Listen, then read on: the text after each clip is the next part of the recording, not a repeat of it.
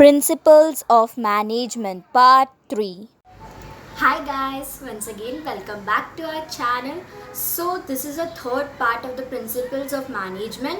So in the second part we have discussed about the Taylor's scientific principle, and in this we are going to discuss about Fayol principle of management. He was a mining engineer and is a father of general principle management, and he has given us 14 principles of management. So let's see one by one. So first one is division of work. It refers to dividing of work into smaller group so that the task would be done specifically, we can say, or it would be specialized in their own way. Second is authority and responsibility. Authority means giving the right to do the task, and responsibility is the one who is held responsible for the completion of the task. Next is discipline. So in the management we have to follow the rules and regulation of an organization to complete the organizational goals, we can say. Next is unity of command.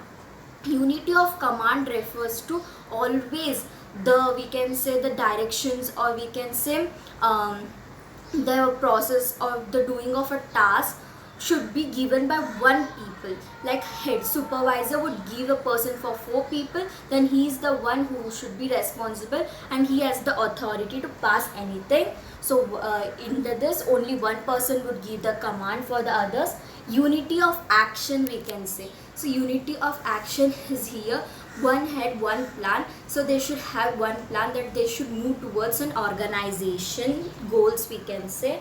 Second, remuneration of employees. In this it refers to the company or organization should pay equal wages or salary to the people so that they can fulfill even the organizational goals and whatever their personal goals are. Centralization and decentralization. So first we will learn about centralization. Centralization refers to where the authority of taking decision only lies with the top level of management. Second is decentralization. It refers to the authority is divided among all all the organization can take decision regarding it. Scalar chain. Whenever you want to talk something, you talk directly as a student, you talk directly with your teacher if there is any query, then you go to coordinator, then if any big problem is there, then you go to vice principal, then principal. So this is a hierarchy, we can say, from top level to we are going from bottom level to top level. So it is a scalar chain.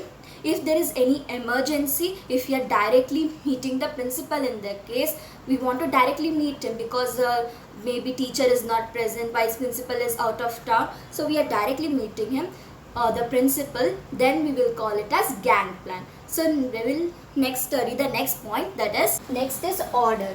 So order, it refers to placing everything, we can say placing raw material at right time, right people at right time, so that it could complete the task of an organization.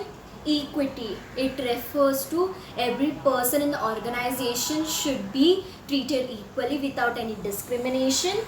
Then third is stability of a person. We can say whenever an organization appoints a person, they invest something in their training, we can say. So the person should not shift his work continuously. So the stability of person is required because for the growth of an organization, we can't change every year. We can say every 6 months the new worker in the large amount.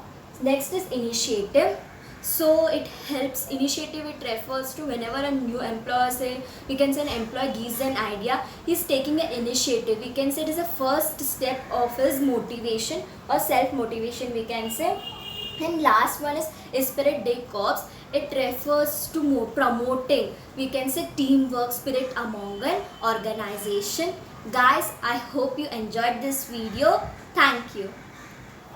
Guys, please do like and subscribe Gayatri channel. We will be back with a new video. Till then, take care.